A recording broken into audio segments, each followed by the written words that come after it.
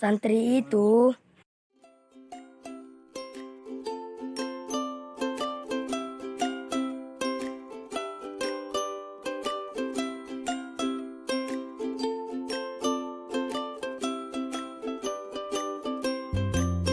setiap ada masalah pasti ada solusi.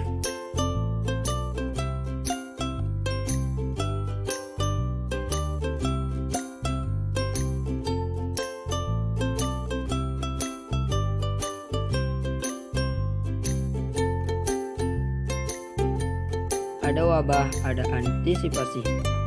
Protokol kesehatan kami taati.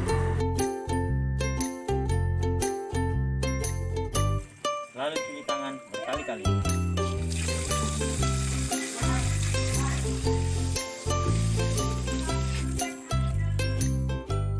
jaga jarak dan jaga diri.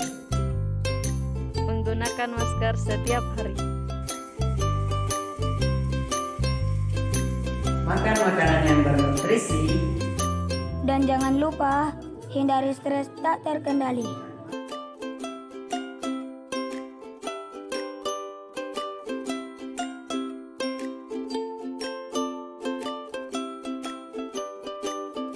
Supaya imun terjaga dan tenang hati. Tapi bagi santri, sehat itu tak cukup dengan yang tadi. Karena kami tahu yang maha menentukan hanya Sang Ilahi Robbi. Maka kami memperbanyak ngaji, Membaca salawat Nabi, iman dan takwa menjadi prioritas kami. oleh karena itu